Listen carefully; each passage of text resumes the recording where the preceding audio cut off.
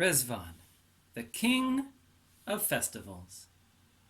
The year was 1863, and the place was Baghdad. 10 years earlier, the Shah had exiled Baha'u'llah and the Holy Family to Baghdad.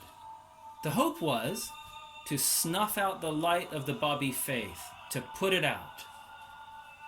Yet the opposite had happened. Wherever Baha'u'llah went, the people would come to see him. From the very poorest of the city to the most powerful and wealthy, people would flock to Baha'u'llah, coming to his house every day to seek his advice, to hear his words, ask for his assistance and help. And with his growing influence, the Shah, yet again, thought that he must move Baha'u'llah on. And so, an order was given for Baha'u'llah and the Holy Family to be exiled, to leave Baghdad and never come back. Before leaving Baghdad, Baha'u'llah rented a garden on the other side of the Tigris River.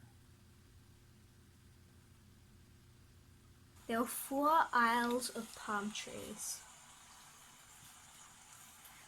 In these aisles of palm trees, there were roses around.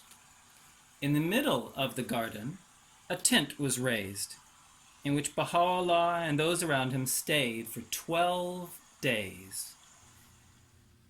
Each day, people would flock to Baha'u'llah, some coming by boat across the river. Others, on the other side of the river, would come to visit him by foot. People of all walks of life came to see him, to bid farewell to one who had brought such joy to him. They came, had tea together, shared words and shared tears. Every morning, the people would pick the roses in the garden and place them in the tent. It was said that the piles of roses were so high that you couldn't see each other when you were drinking tea.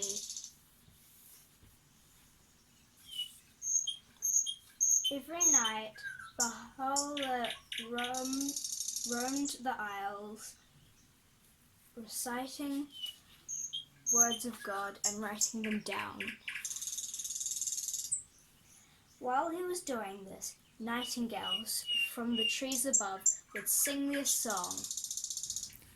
During these days, Baha'u'llah told Abdu'l-Baha and 4 others that he was the manifestation of God, a prophet of God.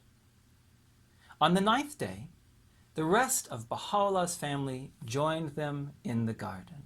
And so these days of sadness and exile turned into joy and excitement.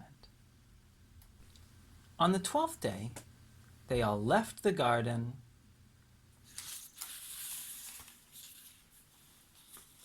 and returned to Baghdad. And there, lining the streets, the population came out to bid their farewell to Baha'u'llah. Baha'u'llah was given a red roan stallion, a beautiful horse. And when he got on the horse, people threw themselves at the feet of the horse, begging Baha'u'llah not to leave. And so it was that as Baha'u'llah left Baghdad, instead of it being a scene of humiliation and shame, he left the city as a king of kings, admired by the thousands that flocked to see him go.